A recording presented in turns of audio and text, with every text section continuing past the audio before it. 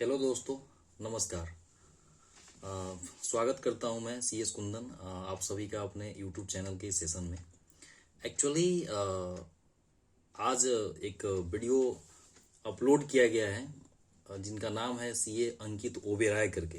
हालांकि उनके नाम के साथ जो CA लगा हुआ है, कहीं ना कहीं ये धब्बा है उनके लिए, जो कि इतनी बड़े इंस्टीट्यूट का मेंबर होने के बाद भी मतलब उनके द्वारा ऐसे बातों का जिक्र किया गया है। मतलब एक इंस्टीट्यूट के मेंबर होने के साथ साथ उन्होंने एक दूसरे इंस्टीट्यूट के बच्चों के साथ और कहीं ना कहीं उनके मेंबर के साथ इतनी बड़ी तौहीनी की है जो कि शायद उम्मीद नहीं की जा सकती थी। और उससे भी बड़ी बात यह है कि बाय प्रोफेशन अगर देखें तो वह एक चार्टर्ड अकाउंटेंट हैं शायद, और उसके साथ साथ वो बच्चों को पढ़ाने का भी काम करते हैं। हालांकि अक्सर ऐसे सुनने में जरूर आता है कि एक प्रोफेशन के द्वारा दूसरे प्रोफेशन को हमेशा क्रिटिसाइज किया जाता है, लेकिन इन्होंने एक्चुअली जो अपने क्लास में मतलब पता नहीं इनकी बचकाना हरकत थी, और फ्लो में होता है ना कि कभी कभी कुछ ज्यादा इंप्रेस करने के चक्कर में इन्होंने इतनी गलत टिप्पणी कर दी ICSI के अगेंस्ट में, जो कि शायद कहीं से शोभनीय नहीं है। और डेफिनेटली इन चीजों को सोशल मीडिया में वायरल होने के बाद इस पे ICAI को और कहीं ना कहीं ICSI को भी एक्शन लेना चाहिए, है ना।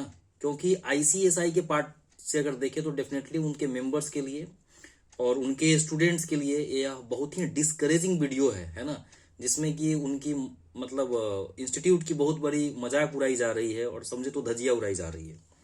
इसमें जो अंकित ओबेराय जी हैं, उनका कहना था कि जस्ट मिनट्स बुक को मेंटेन करने के लिए, नोटिस और एजेंडा को ड्राफ्ट करने के लिए CS को अपॉइंट किया जाता है।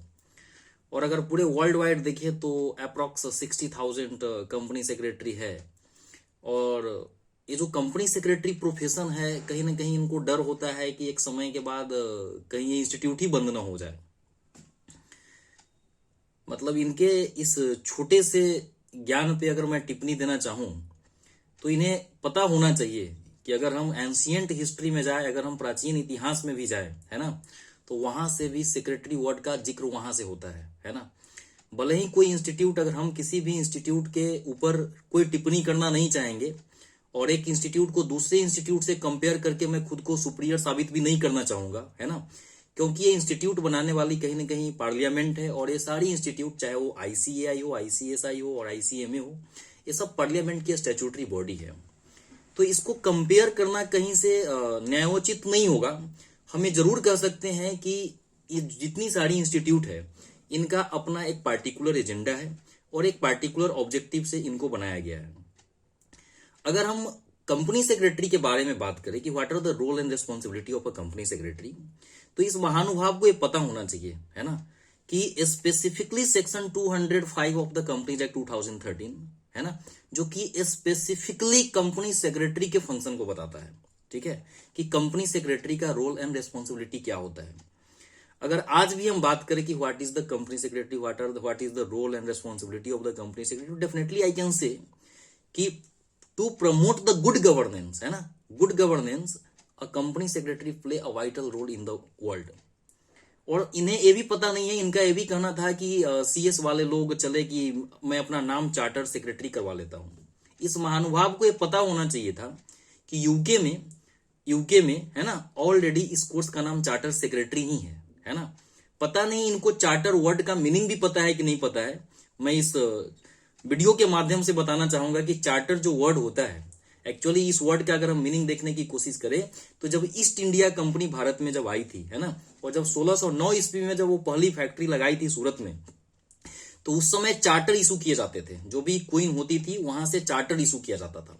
तो चार्टर का जो एग्जैक्ट मीनिंग होता है, that is the complete document, right. तो यहां भी अगर हम देखें तो चार्टर, अगर जो चार्टर्ड अकाउंटेंट होते हैं, उस चार्टर्ड अकाउंटेंट का एग्जैक्ट मीनिंग यही होता है कि the person who is a complete and competent person in the account, right. लेकिन अगर इस अकाउंट की भी अगर हम ओरिजिन की बात करें, राइट, तो अकाउंट के ओरिजिन की भी बात करें तो ये अकाउंट आता कहां से है। अगर हम कंपनी के अकाउंट की बात करते हैं तो definitely schedule 3 of the companies act, है ना। कैलकुलेशन ऑफ प्रॉफिट की बात करें तो सेक्शन 197 है ना, सेक्शन 197 है, ठीक है। नेट प्रॉफिट के कैलकुलेशन की बात अगर हम करें तो सेक्शन 198 है ना, सॉरी 197 में रेम्यूनरेशन की बात करता है, 198 में कैलकुलेशन ऑफ प्रॉफिट है।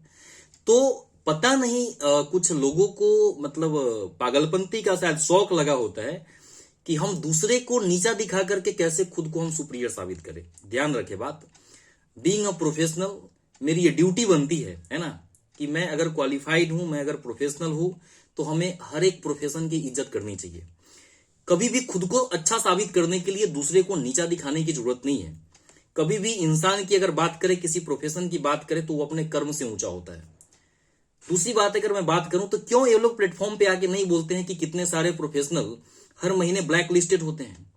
मैं अगेन किसी इंस्टीट्यूट का और किसी पर्टिकुलर प्रोफेशन का नाम नहीं लेना चाहूंगा, लेकिन चाहे वो जीएसटी का मैटर हो, इनकम टैक्स का मैटर हो, कंटिन्यूअसली ब्लैक लिस्टेड किए जा रहे हैं। नेफ्रा जैसी एजेंसी, कंपनीज एक्ट आने के बाद नेफ्रा जैसी एजेंसी बनाने की क्या जरूरत पड़ी? जब ऑलरेडी इंस्टीट्यूट थी तो नेफ्रा आने की क्या जरूरत थी? और नेफ्रा किसे रेगुलेट करता है, जरा खुद से पूछिए। आप बहुत अच्छे थे, अगर दूध के धुले हुए थे, तो नेफ्रा जैसी एजेंसी को लाने की जरूरत सरकार को क्यों पड़ी? और अगेन मैं अगर कंपनीज एक्ट 2013 की बात करूं, तो ऐसे लोगों को पता होना चाहिए कि उस कंपनीज एक्ट 2013 को बनाते समय जो कंपनीज बिल 2012 जो ड्राफ्ट किया गया था, तो ड्राफ्ट करने में जो अहम भूमिका थी वो जे ईरानी की थी। और वो जे ईरानी बाय प्रोफेशन है कंपनी सेक्रेटरी है, जो टाटा स्टील के चीफ कंप्लायंस ऑफिसर है।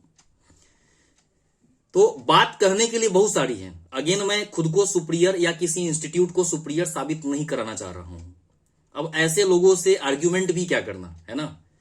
लेकिन क्योंकि मैं टीचिंग में हूं, बहुत सारे बच्चे हमसे जुड़े हुए होते हैं, तो कहीं ना कहीं ऐसे वीडियो सुन करके, वो तो होते बच्चे ही हैं, तो डिमोरलाइज तो होने लगते हैं कि सर क्या करे है ना। घर में भी लोग ऐसा कुछ बोलने लगते हैं। ध्यान रखे बात है ना, कभी भी ऐसे, ठीक है, ऐसे मतलब बेकार की बातों में हम लोगों को नहीं आना है। ध्यान रखे बात, एक कंपनी सेक्रेटरी का जो रोल है ना, बहुत बड़ा रोल है। और अगेन मैं पैसे कमाने के दृष्टिकोण से बड़ा रोल नहीं बता रहा हूं। अगर पैसे कमाने के दृष्टिकोण से भी आपको देखना है कि एक कंपनी सेक्रेटरी का क्या रोल है, तो आप हिंदुस्तान यूनिलीवर लिमिटेड के कंपनी सेक्रेटरी का आप देखना कि उनकी क्या रेम्यूनरेशन है। ठीक है, आप आईटीसी के कंपनी सेक्रेटरी का देखना कि क्या रेम्यूनरेशन है। ठीक है, आप एशियन पेंट के कंपनी सेक्रेटरी का देखना कि क्या उनका रेम्यूनरेशन है। आप रिलायंस इंडस्ट्रीज के कंपनी सेक्रेटरी का देखना कि क्या उनका रेम्यूनरेशन है। तो कोई भी डिग्री आपको कहीं ना कहीं एक मतलब एंट्री देता है।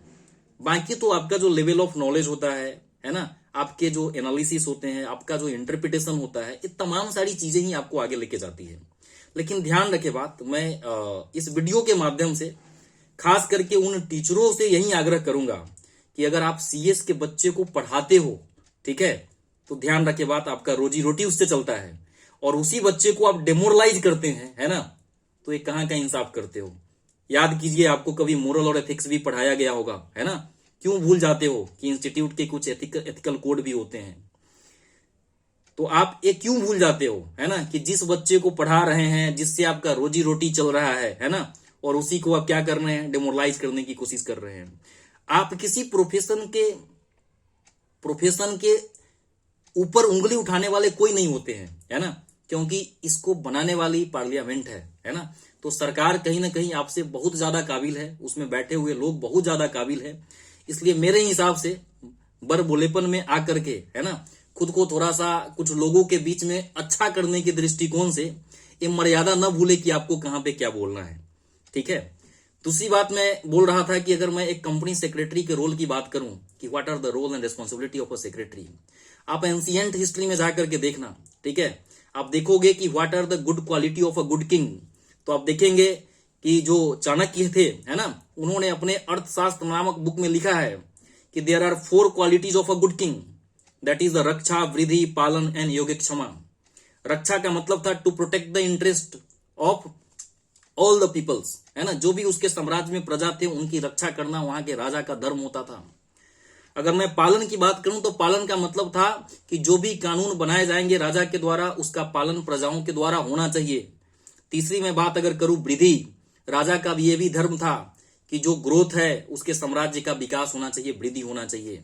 और जो लास्ट वर्ड था योगक्षमा, ठीक है, योगक्षमा, अगर हम वेदों में जाकर के इसकी बात करें तो योगक्षमा का मतलब होता है to well being of all stakeholder, that is the सर्वलोकहितम।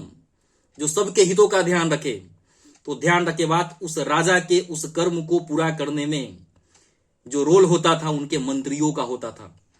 राजा एक लीडर होते थे, लेकिन उनके सारे क्रियाकलापों में अहम भूमिका निभाने वाला कौन होता था? उनके मंत्री होते थे। वो मंत्री कौन होते थे? आज के दिन में अगर आज के तात्पर्य में देखे तो उस मंत्री का नाम आज सेक्रेटरी हो गया, ठीक है। लेकिन ये इतने जो छोटे छोटे जो लोग हैं, इनकी जो मानसिकता इतनी छोटी है एक्चुअली, है ना। बस वो सेक्रेटरी का मतलब एक क्लर्क से ज्यादा कुछ समझ ही नहीं पाते हैं, है ना। थोड़ा सा अपने लेवल को उठाइए साहब, पढ़िए किताब, है ना, बेहतर होगा। हम लोग भी बहुत सारा अकाउंट वगैरह देखते हैं जो शायद एक कंपनी सेक्रेटरी के रोल एंड रिस्पॉन्सिबिलिटी में नहीं आता है, लेकिन जब मैं देखता हूं कि कॉपी पेस्ट किए जाते हैं, है ना, कि एक कंपनी के इवन नाम तक पेस्ट कर देते हैं, कॉपी पेस्ट कर देते हैं, तब कहां चल जाती है मर्यादा, वो इंस्टीट्यूट की मर्यादा। तो बेहतर होगा कि हम अपने क्वालिटी को इंप्रूव करें, बेहतर होगा कि हम अपने काम को इंप्रूव करें, है ना, जिससे इंस्टीट्यूट को गर्व हो। सोचने का विषय यह है कि क्यों भारत में आज तक बिग फोर जैसी कोई एंटिटी खड़ा नहीं हुई। हम जब इतने बड़े तिस्मार खान है ना, तो क्यों नहीं हुई बिग फोर जैसी एक भी एंटिटी भारत में क्यों नहीं हुई। आज अगर बिग फोर में देखे तो एक भी नाम कभी भारत का क्यों नहीं आया। तो इसका क्या मतलब है, हम इससे क्या समझे कि क्या यहाँ के जो लोग हैं, है ना, जो प्रोफेशन में जो बैठे लोग हैं, क्या वो ओवर क्वालिफाइड है। अगेन मैं किसी इंस्टीट्यूट पे उंगली नहीं उठा रहा हूं, मैं ऐसा कभी कर भी नहीं सकता हूं, क्योंकि मैं सीए के बच्चों को भी पढ़ाता हूं, सीएस के बच्चों को भी पढ़ाता हूं, सीएमए के बच्चों को भी पढ़ाता हूं। तो बीइंग अ टीचर मेरा कभी ये रोल नहीं बनता है। लेकिन जब मैं, चूंकि मैं बाय प्रोफेशन एक कंपनी सेक्रेटरी हूं, ज्यादा से ज्यादा बच्चे मेरे सीएस से मुझसे जुड़े हुए हैं, तो ऐसी चीजें मैं सुनता हूं तो मुझे भी आहत होती है, मुझे भी दुख होता है कि भला कैसे कोई ऐसे बोल सकता है। तो ध्यान रखे बात, बरबोलेपन में आकर के, है ना, किसी के सेंटीमेंट से खेलने का किसी का कोई अधिकार नहीं होता है। अगर मैं कॉन्स्टिट्यूशन की भी बात करूं, संविधान की भी बात करूं, तो मुझे right to speech and expression दिया गया है ना। आर्टिकल अगर 19 सब आर्टिकल 1 क्लॉज ए में जाके देखे तो मुझे right to speech and expression है, but right to speech and expression के साथ उसके कुछ रिस्ट्रिक्शन भी है। हमको वो भी याद रहना चाहिए कि fundamental right not absolute right, it's a limited right.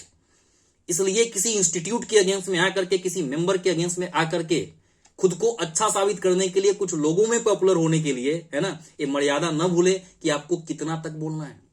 Limitations are there, लेकिन लोग भूल जाते हैं, है ना। दूसरी बात मैं अगर करूं, आप देखेंगे, एक ध्यान रखना बात, मैं अगर किसी भी प्रोफेशन से अगर बात करूं, ध्यान रखे बात, अगर मैं टीचिंग में हूं तो ध्यान रखे बात, टीचिंग एक ऐसा प्रोफेशन है जो हर प्रोफेशन को जन्म देता है। तो इस कुर्सी पे आने के बाद, इस ओहदे पे आने के बाद, ये तो मुंह से निकलना ही नहीं चाहिए, हमारे लिए तो सब बराबर है ना। एक टीचर अगर देखे तो अपने बच्चे के लिए आइडल है, वो उसके भविष्य का निर्माता है वो, ठीक है, वह एक इंस्पिरेशन है अपने बच्चों के लिए। तो भला इस तरह की जुबान से बातें निकल कैसे जाती है। समझ नहीं आता है कि यही इंडिया जो पूरे विश्व को शिक्षा देता था, और आज के शिक्षक के पता नहीं इनका मोरल और सिद्धांत कहां चला गया है। और ये क्या पढ़ाते होंगे क्लास में बच्चों को, भगवान मालिक है ना। जो बच्चों में ही कंपैरिजन करे, बच्चों में ही अगर मतभेद पैदा करे, बच्चे को जो डेमोरलाइज करे, है ना, क्या करेंगे वो। ध्यान रखिए, अपना ही भारत था जो ब्रदराज जैसे बच्चों को शिक्षा देकर के, है ना, वहीं ब्रदराज फिर पाणिनि जैसे व्याकरण लिखे थे, जो कि संस्कृत में, है ना, संस्कृत का महान व्याकरण में से एक हुआ, शिक्षक का रोल था, ठीक है। और ब्रदराज मंद बुद्धि में से एक बच्चे थे, लेकिन फिर जब उन्हें ज्ञान की प्राप्ति हुई, है ना, जब उन्होंने कहा कि कृत कृत अभ्यास के जर्मति होत सुजान, रसरी यावत जातते शिल्पे परत निशान, फिर जब उनकी बुद्धि जागृत हुई तो पता नहीं उन्होंने क्या क्या कर दिया। तो इन सब चीजों में एक टीचर का बहुत अहम रोल है। तो अगर आप टीचिंग में हैं, है ना, तो आप एक्चुअली प्रोफेशन से बहुत ऊपर उठ जाते हैं। आप किसी भी प्रोफेशन से बहुत ऊपर उठ जाते हैं, तो आपके जुबान से इस तरह की बातें तो कभी एक्सपेक्ट ही नहीं की जा सकती है, कभी नहीं की जा सकती है। तो ये उन्हें तो सामने आकर के माफी मांगना चाहिए ऐसे चीजों के लिए। और डेफिनेटली हम भी मतलब इस वीडियो के माध्यम से दरख्वास्त करेंगे ICAI से भी और ICSI से भी कि ऐसे मेंबर्स के अगेंस्ट में जरूर एक्शन लिए जाने चाहिए। ये जरूर मानहानि है इंस्टीट्यूट के लिए, है ना, उसके मेंबर के लिए और स्टूडेंट के लिए। एक तरफ इंस्टीट्यूट अपने मेंबर्स के लिए, स्टूडेंट के लिए, उनके अच्छाई के लिए कितनी सारे चीजों को प्रमोट करती है, और ऐसे लोग, ठीक है, बरबोलेपन में आकर के, है ना, हमेशा खुद को अच्छा साबित करने के लिए इंस्टीट्यूट को नीचा दिखाने की कोशिश करते हैं। आज के दिन में अगर हम बात करें, रिसेंटली अगर कुछ ईयर में देखें तो ड्रास्टिक चेंज आया भारत के इकोनॉमिकल लॉ में।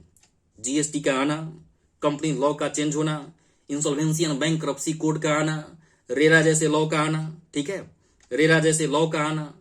तो इतने सारे चीजों के आने के बाद, ठीक है, आप देखेंगे तो रोल एंड रिस्पॉन्सिबिलिटी काफी बढ़ गई है सीएस की देखे, सीए की देखे या सीएमए की देखे। तो काम तो इतना है करने वालों के लिए, ठीक है, कि काम हो नहीं पाता है। आज भी अपना भारत स्किल्ड लोगों के पीछे, स्किल्ड लोगों के कारण बहुत जूझ रहा है। मतलब आज भी अगर हम काम करने वालों को देखें तो उसमें स्किल की बहुत कमी है। जब से जीएसटी आया है, इतना बड़ा स्कोप लेकर के आया कि काम करने वालों के लिए अगर केवल जीएसटी और अकाउंट अगर हम देख ले, अगर वहां पे अगर लोग अच्छे से काम करने लगे तो बहुत काम है। लेकिन यहां पे बस यही है कि तुम हमसे नीचा तो तुम हमसे नीचा तो तुम हमसे नीचा, है ना। वो कहावत है कि बुरा जो देखन मैं चला, बुरा न मिलया कोई, और जो दिल खोजा आप में तो मुझसे बुरा न कोई। समय है खुद में झांकने की, खुद में झांक कर देखिए। खुद में झांकेंगे तो अपनी बुराई पता चलेगी, है ना। दूसरों में बुराई ढूंढ करके आप कुछ नहीं कर सकते हैं, खुद ही बुरा हो जाएंगे। बेहतर है खुद का एनालिसिस करें, अपने कमियों को दूर करें, ठीक है, और हम अपने इंस्टीट्यूट के लिए, मेंबर के लिए कुछ कंट्रीब्यूट करें, जिससे हमारा देश, हमारा समाज, हमारा स्टूडेंट, हमारा मेंबर प्राउड फील करे। तब शायद मुझे खुशी होगी। अगेन मैं बोलता हूं कि काश वो बिग फोर में से एक भी फर्म इंडिया से बिलोंग करती, ठीक है। काश सरकार को नेफ्रा जैसी एजेंसी बनाने की जरूरत नहीं पड़ती। आप समझदार होंगे तो समझ रहे होंगे, ठीक है। दूसरी बात मैं करूं, पूरे वर्ल्ड में कंपनी सेक्रेटरी ही एक ऐसा प्रोफेशन है जिसको लॉ में रिकॉग्नाइज किया गया कि पार्टिकुलर कंपनी में जिसका पार्टिकुलर स्पेसिफाइड क्राइटेरिया होगा, उसमें मैंडेटरी रूप से कंपनी सेक्रेटरी का अपॉइंटमेंट होगा। दुनिया के किसी भी कानून में ऐसा प्रोविजन नहीं है कि पार्टिकुलर इस आदमी का अपॉइंटमेंट होगा, राइट, लेकिन कंपनी सेक्रेटरी का अपॉइंटमेंट होगा। हाँ, इंश्योरेंस कंपनी की मैं बात करूं तो इंश्योरेंस कंपनी के केस में एक्चुरियल का अपॉइंटमेंट होता है। वहां पे भी एक मैंडेटरी प्रोविजन अपॉइंटमेंट के लिए एक्चुरियल का है। तो क्यों डेमोरलाइज करते हैं? आज के दिन में हम देखें तो इतना ज्यादा, मतलब इतने ज्यादा स्कोप है ना, कि जिस दिन आप कंपनी सेक्रेटरी के ओहदा से किसी कंपनी में अपॉइंट होते हैं, you are directly appointed in the top level management. कि अगर हम मैनेजमेंट के हायरार्की की बात करें, अगर टॉप, मिडिल एंड बॉटम की बात करें, तो आप पहले दिन से ही टॉप लेवल मैनेजमेंट में होते हो, राइट। और you are the secretary of the board. आपका काम मिनट्स बुक बनाना है, एजीएम ड्राफ्ट करना है, लेकिन इससे बहुत ऊपर भी है। नोटिस और एजीएम की कॉपी को ड्राफ्ट करने के लिए, ठीक है, जो सीएस की सैलरी होती है, इतना कोई नहीं देता है, ठीक है। आप देखना सीएस की सैलरी, उतना ही अगर काम होता, ठीक है, तो फिर आसानी से इसका काम, मतलब कंपनी सेक्रेटरी का काम कोई और भी कर सकता था। आईबीसी के आने के बाद से इंसॉल्वेंसी एंड बैंक्रप्सी कोड में इतने ज्यादा स्कोप क्रिएट हो गए, एनसीएलटी के आने के बाद से इतने ज्यादा स्कोप क्रिएट हो गए। आज भी बहुत कमी है ऐसे लोगों की जो एनसीएलटी के सामने अपीयर हो सके। तो थोड़ा खुद को तराशिए, बेहतर बनिए, ठीक है। थोड़े से पॉपुलैरिटी के लिए नाम मत बेचिए किसी इंस्टीट्यूट का, है ना। बेहतर है खुद के लिए अच्छा कीजिए, है ना। वो स्वामी विवेकानंद का एक कोट भी है ना, कि अपने लिए जीना है तो क्या जीते हो आप, है ना। थोड़ा दूसरे के लिए तो जीना सीखे। थोड़ा आप अगर वीडियो, अगर किसी भी माध्यम से मेरी वीडियो अगर आप तक पहुंचे, तो बस आपसे इतनी ही सी गुजारिश है कि जरा सोचना कि उस वीडियो से कितने सारे स्टूडेंट को आहत हुआ होगा, कितने सारे स्टूडेंट को धक्का लगा होगा। हम कौन होते हैं डिसाइड करने वाले कि यही तुमको करना है? अगर हम 3 इडियट मूवी की थोड़ी सी संक्षेप अगर विवरण देखे, तो देखो, जो वाइल्ड लाइफ फोटोग्राफर बनना था, जबरदस्ती इंजीनियरिंग करने गया तो उसका क्या आउटपुट था, और वहीं जब वाइल्ड लाइफ फोटोग्राफर बना तो उसका क्या आउटपुट आया। मेरा कहने का तात्पर्य बस ये है कि ये च्वाइस है कि कोई सीए करे, सीएस करे, सीएमए करे, है ना, कोई डॉक्टर बने, इंजीनियर बने, कोई एमबीए करे, है ना। हम किसी पे थोप नहीं सकते हैं इन चीजों को। जिसका जो पार्टिकुलर इंटरेस्ट होगा वो उस चीज को करता है, और वो उस चीज में बेहतर करे, ये ज्यादा जरूरी है। जिस काम को भी करें हम लगन से करें, मेहनत से करें, ईमानदारी से करें, ये ज्यादा जरूरी है।